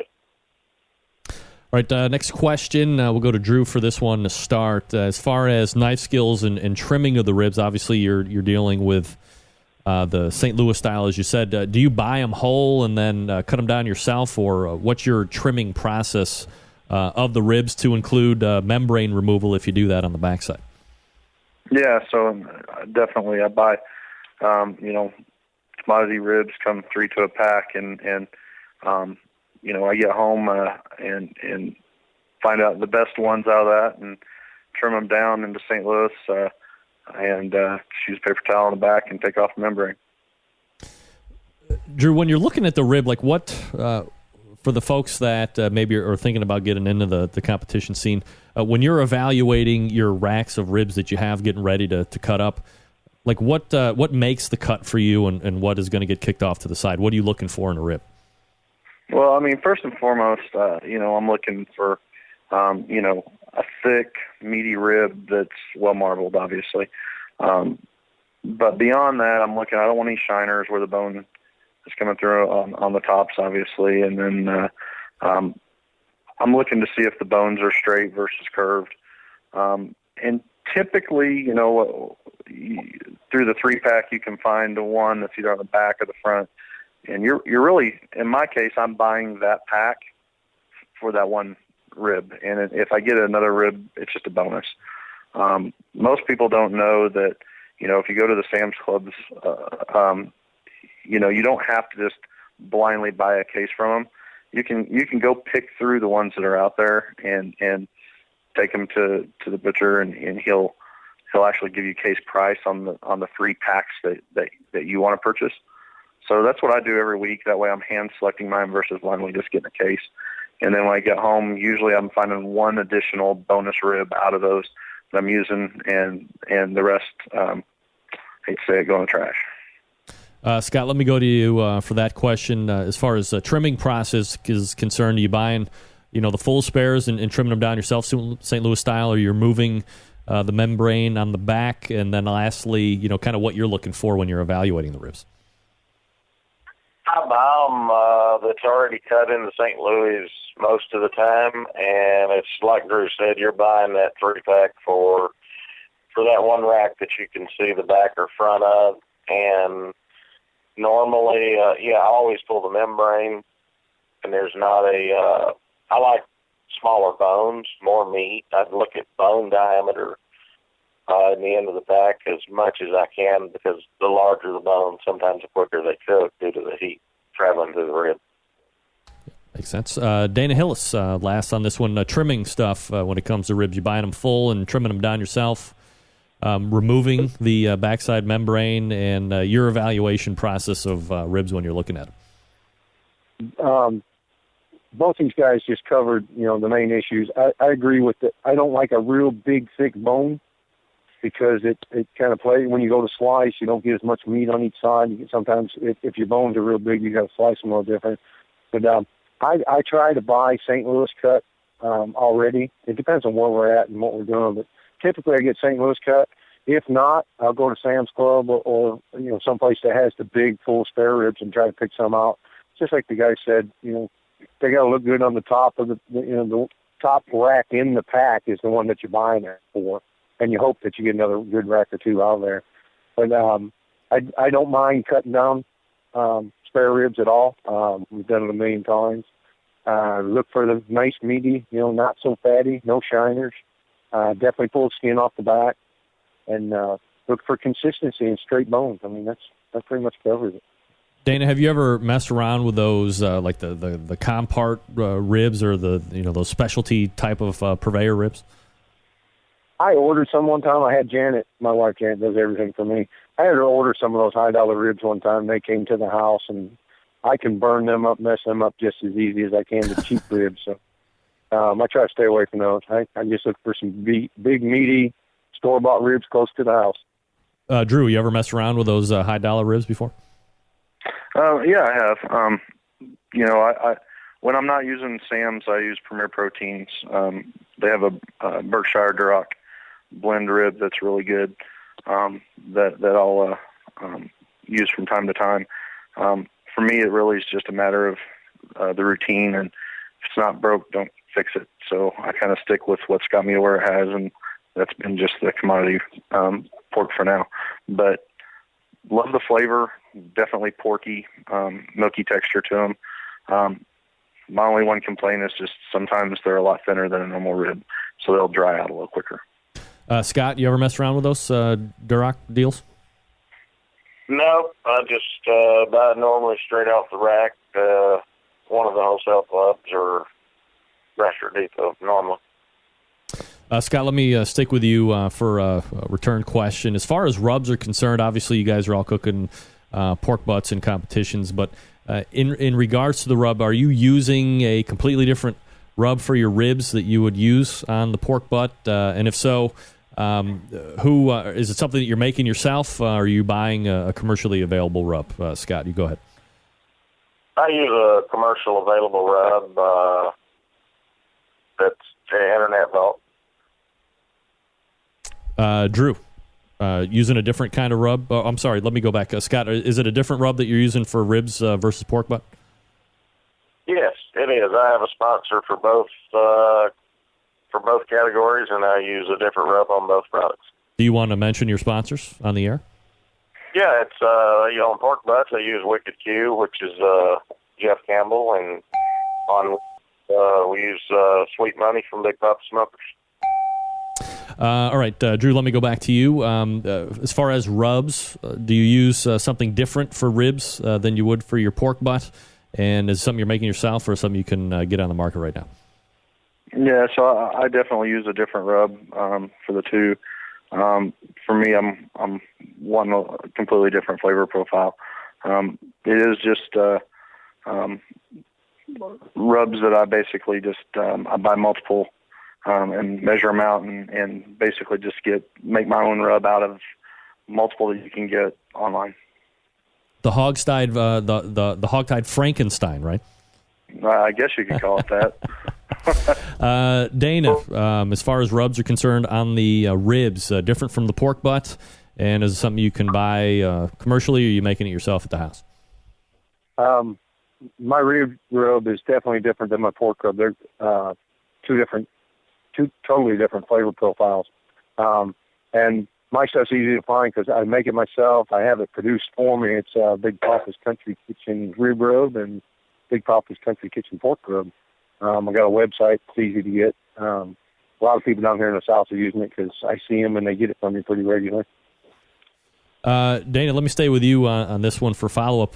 Do you use any kind of adherent on the meat? Let's call it Worcestershire sauce. Let's call it mustard or something else that helps the rub stick, olive oil or what have you?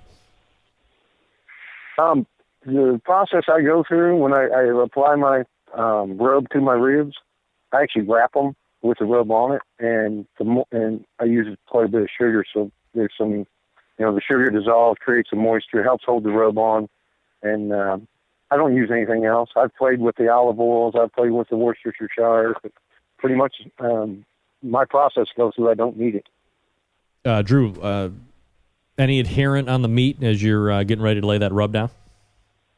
I used to. I used to have a concoction of a bunch of different syrups and sugars and honeys and all that kind of stuff that I would rub onto the ribs before I season them. And I think about the time that I switched smokers over to the Jambo, that was too much sugars for it. So now I use the ever famous pork juice from the ribs as my adhesive.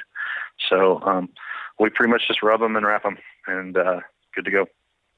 Scott, any type of adherent on the meat as you're getting ready to season up the ribs? Nope, just rub them and wrap them. Rub them, wrap them. All right. Scott, let me stay with you on this one. How far in advance are you rubbing the ribs prior to getting them on the cooker? 1 hour. 1 hour, you said, right? Yes, 1 hour. Sorry, I thought you said wow. Drew, how far in advance are you rubbing the ribs prior to getting them on the cooker? I'm actually rubbing mine around 5 o'clock the previous day. Right, so you're doing that well in advance. Dana, how far in advance are you rubbing the ribs before you get them on the smoke? My ribs are the last thing I prep, and it's usually sometime around 5, 6, 7 o'clock, either before cook's meeting or after cook's meeting.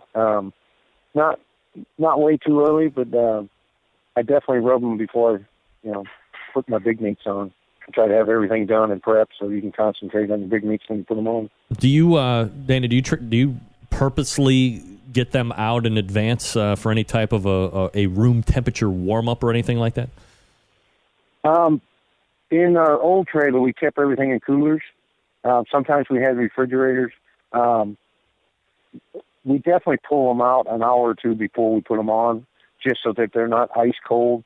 The new trailer we just built, it's got a little refrigerant that is icy cold. So yeah, they definitely have to come out an hour or two so they're not 33 degrees when I put them on the grill. Scott, do you allow for any type of a temperature come up on those ribs or no? No, I normally prep mine on Saturday morning at 7:30, 8 o'clock, and put them out. I take them right out of the refrigerator and put right on them then. Drew, do you allow for any type of a come up to room temperature situation on the ribs? No, I pretty much just take them out of the cooler and put them straight onto my cutting board and start seasoning. All right, Drew, let me stay with you for this one. And, 2 years ago, I was laughed out of the room for asking it, but, things evolve over time, so perhaps it's different now that I ask it in the 2014 version. Drew, have you ever either brined or perhaps even injected ribs at a competition? No, I haven't. Ever? Ever. All right. Scott, any ever brined or injected ribs? Never. Never. All right. Dana, brine or injected ribs ever at a competition? Don't lie like I know you want. I'm not going to lie to you. Recently, no. Years ago, I tried everything under the sun. I played with it all to find something that hit. And I don't anymore. Dana, anything else preparatory-wise that you do to the ribs that we haven't talked about yet before we talk about the cooking stuff? No, not really. It's just, we prep them. We actually wrap them when they're prepped and put them on ice or put them in the refrigerator. And right before we put them on, we check and make sure our seasoning's on the way we want. Might have to touch it up a little bit, but try not to season too heavy and put them on, let them do their thing. Drew, anything else in the prep stuff that we haven't covered yet? No, once I season, I wrap, and they go in the cooler, and I don't look at them again until they're ready to go on. Scott, anything that we haven't talked about that you do in prep phrase? No, mine stays simple. I pull them out and season them at the same time, so no. All right, guys, sit back and relax here just for a couple minutes. We'll get back to the cooking portion here in just a second. We're doing the 2014 Ribs Roundtable with Scott Smith, Drew McNatt, and Dana Hillis. I'm going to talk to you quickly about Cookshack. That's right, folks. One of the loyal sponsors of the show. Maybe you need an easy and consistent smoker for your barbecue in the backyard. Check out Cookshack's largest residential electric smoker, the AmeriQ model SM066. You can be a barbecue genius with this easy-to-use smoker. Now, you will get a bunch of great stuff if you order it. Just tell the friendly and professional sales team at Cookshack that you heard about the AmeriQ model SM066 right here on this very show. You can go to their website, cookshack.com. You can call them toll-free, 800-423-0698. Let me tell you about the AmeriQ quickly. It uses real chunks of wood to smoke your foods. It's inexpensive to operate, energy efficient to the spin glass insulation, and heavy-duty stainless steel construction. Features a digitally controlled thermostat system and a meat probe, and it holds up to 50 pounds of meat and vegetables. All Cookshack products come with its famous no-risk 30-day money-back guarantee. Use it, abuse it for 30 days. And if you don't like it, send it back. You get your money back. You kidding me? No better deal than that right now. Don't delay. Call them right now, 800-423-0698. That's 800-423-0698. Or visit the website, cookshack.com, and tell their friendly staff that you heard about the AmeriQ model SM066 right here on the Barbecue Central Show. They'll be happy that you told them that. I'll be happy. Crying out loud. Cookshack, proud sponsor of the show. Happy to have them aboard. All right, we're talking the cooking portion of the Ribs Roundtable 2014 edition right after this. Stick around.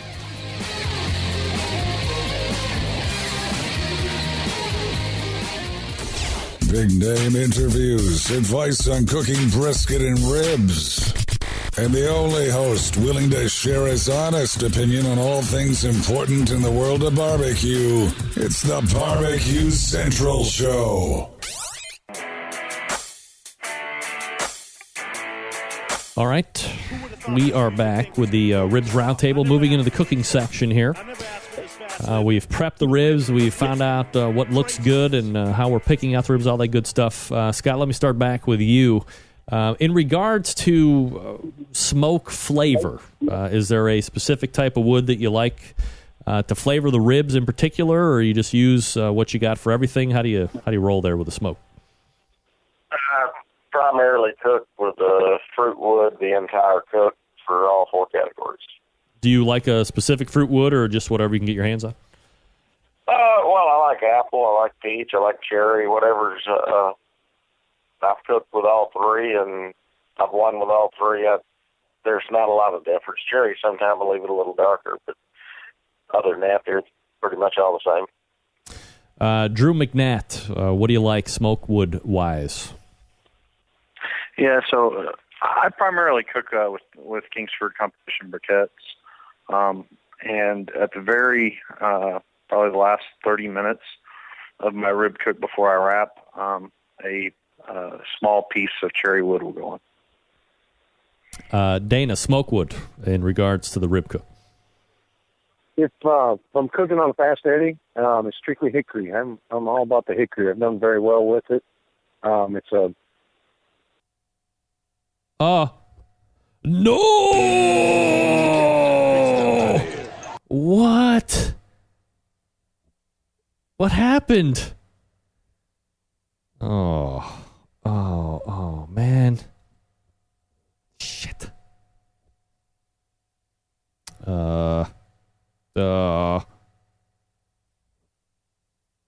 Damn it. I never thought this was going to happen. Hold on a second.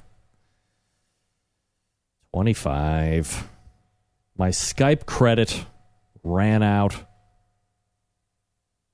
Crap. All right, give me 1 second. They're wondering, what the hell? Where'd he go? Hold on, guys. I'll be right there.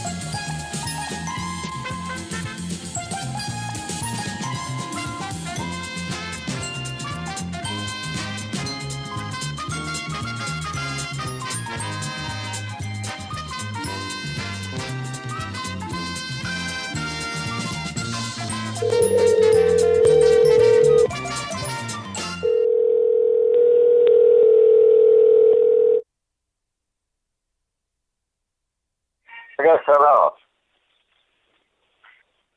Hey, I'm back. Sorry, I lost you guys.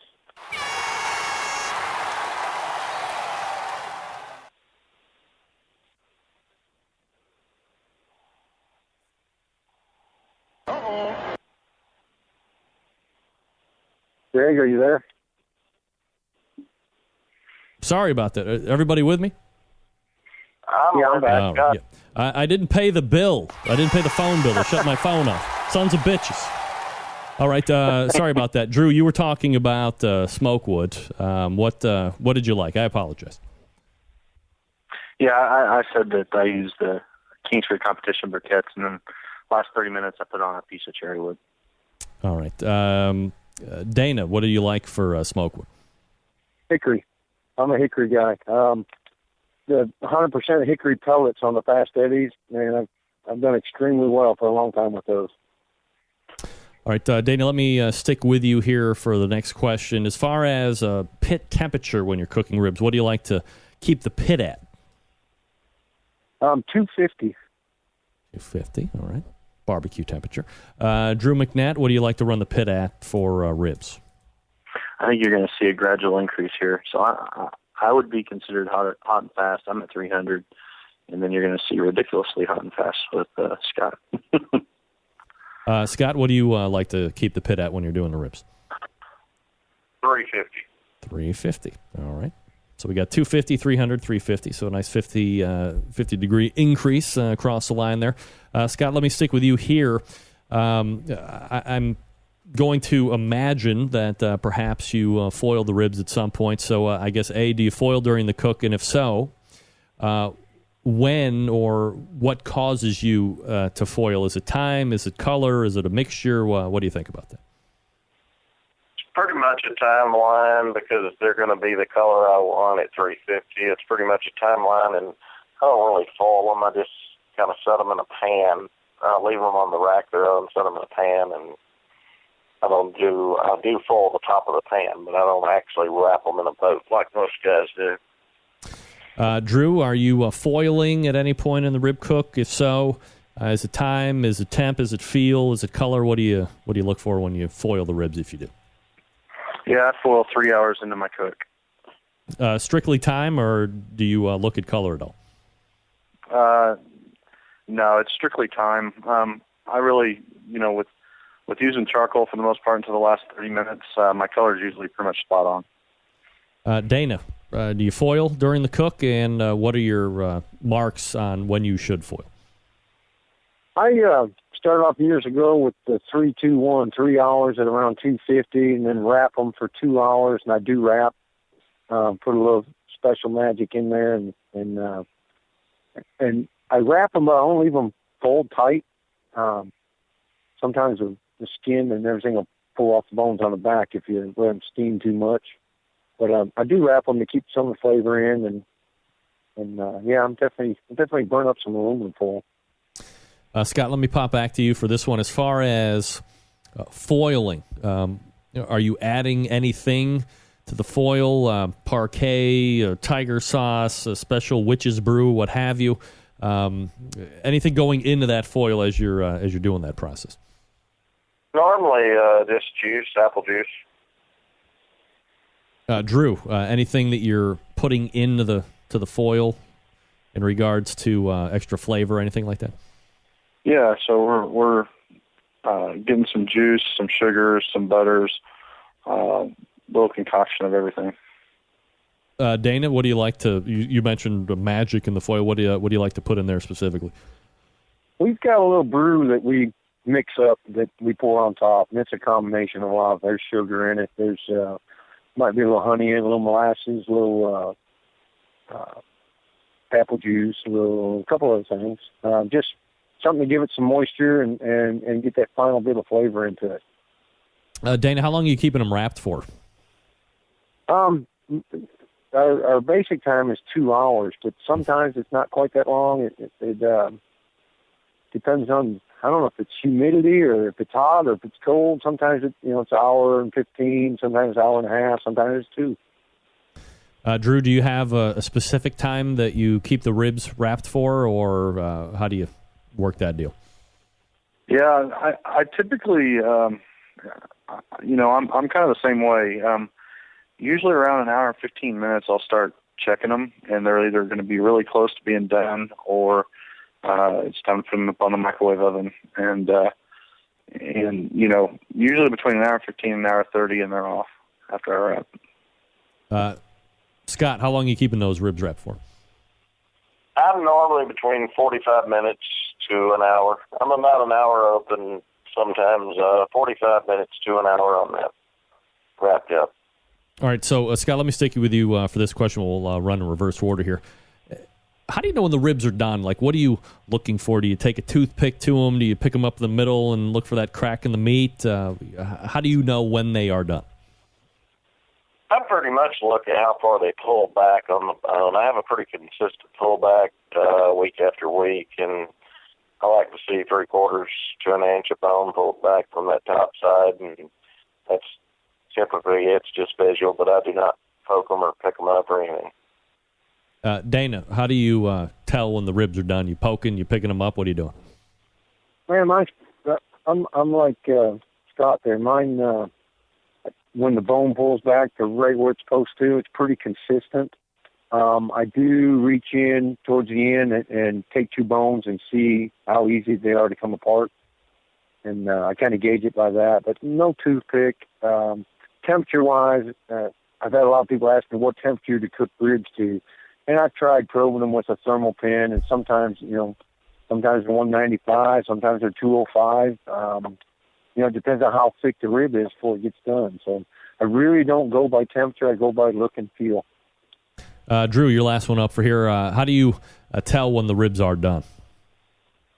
Well, I've got several different ways, but, there's too many factors like humidity, altitude, just different things that affect, when an actual piece of meat's done. And so for me, when I open it up and take a look at it, the first thing I'm doing is I'm looking to see if the bones on the backside are just starting to pop through where the membrane would have been on the back. I don't want it to pop all the way through. Obviously, the bone's going to fall out, but I'm on just that point where they're about to pop through, or they're starting to pop through. And then I do take my thermopin and I probe them, and usually they're around 203 to 211, somewhere in that range. But, I don't just take them off at 203. I probe them, and if they're in that range, then I kind of just start probing all around and just look to make sure that they're tender and they have that consistency that I want, and then I take them off. All right, Drew, let me stay with you here on this question. Are you setting a sauce or a glaze prior to taking these ribs off the cooker at all? No, I don't sauce until they're ready to go in a box. Scott, setting any type of a sauce or a glaze prior to taking them off the cooker? I do. I have a concoction of a couple of sauces that I do set for a few minutes before I cut them, yes. Is it a Blues Hog sauce of some sort? It is. It's a combination of Blues Hog and a couple other guys out there, Craig's, and maybe Fine Swine or something. Dana, setting any sauce or glaze before you're taking those ribs off the cooker? I'm like Drew. I bring them off the cooker and I put a touch of sauce on them and put them in a box. I'm not heavy on the sauce. Hopefully, it seems like the judges in the area where we're at like the flavor of the meat and not too crazy with the sauce.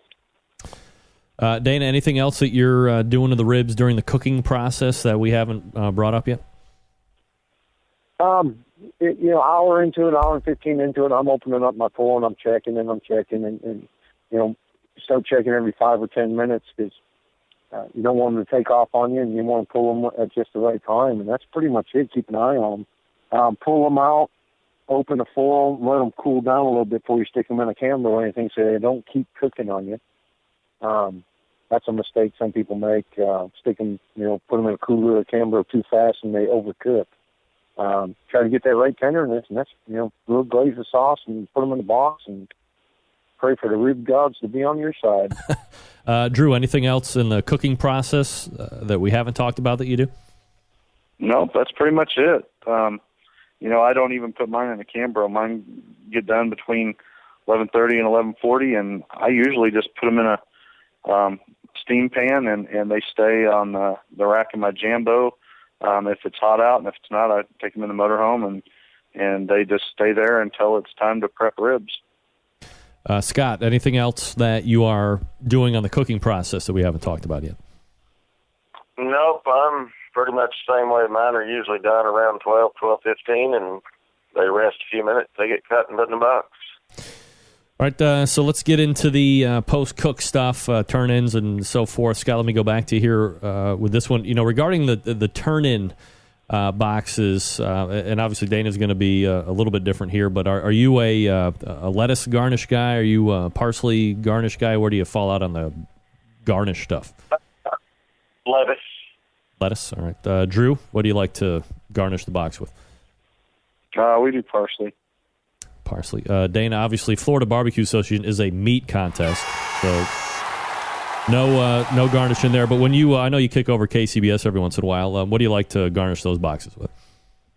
I play with both parsley and lettuce. My wife's really good at building the parsley boxes, and she packs it in so tight that if they pull a piece of meat up, it's pretty consistently not much parsley hung to the bottom of it. I've played with lettuce, and I enjoy lettuce more because of that factor that it doesn't stick. And I don't know, it's a big change and a lot of fun for me when I go do a KCBS because it's a change of pace from what we normally do. I kind of like doing the greenery. Scott, let me go back to you. As far as ribs that you're turning in and the racks that you have, how are you going about choosing the ribs from those slabs to turn into the box? 90% of mine is the way they cut. I can tell when I lay them down to cut them if they're where I want them, and I rarely get a rib. Drew, how are you deciding what ribs are going into the box? Similar to Scott, I can pretty much every week tell my dad or whoever's with me that, you know, this one's too dry, this one's too tough, or we've got a winner, just by using my electric knife and cutting them.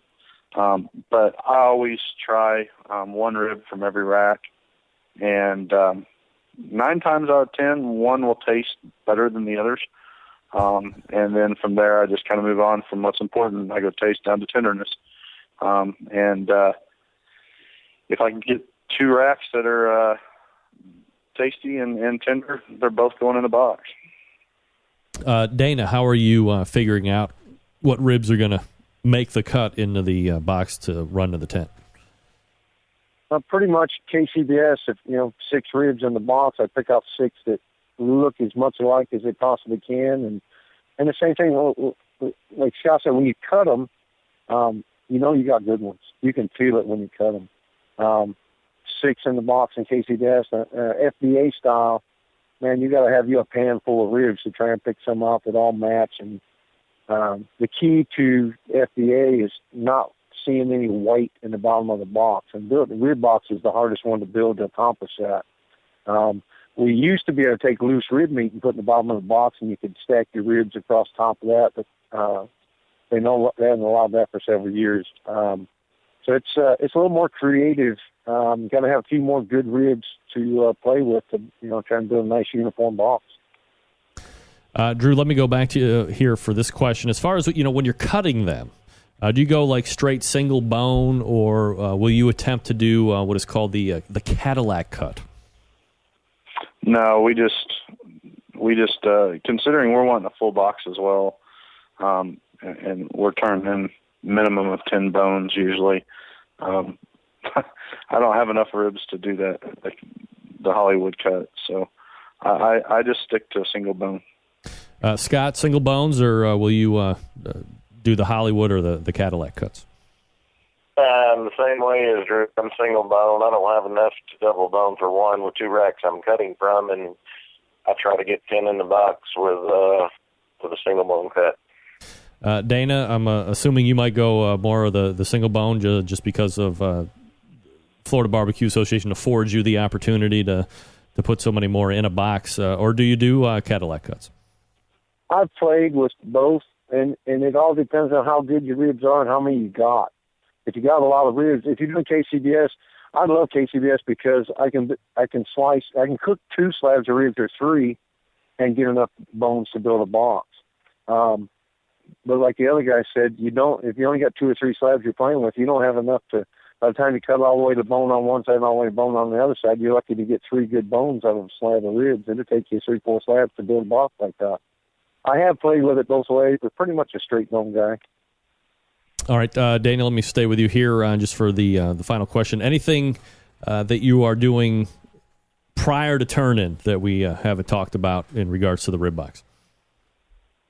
Prior to turn-in, absolutely not. Just hoping for luck, and I've got a son that travels with me sometimes, and he's my good luck charm. He'll take 1 rib and he'll eat it. And if he has sauce all over his face, then I know we got a good chance to win. If there's no sauce on his face, then I don't plan on going to the stage.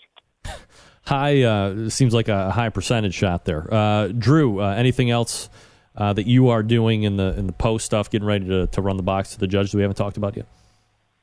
After I cut them and flip them back over, I usually reglaze them, and then I do put a sprinkle of seasoning and reapply seasoning to them. And then usually spritz them with water just to make them look glistening and put them in the box.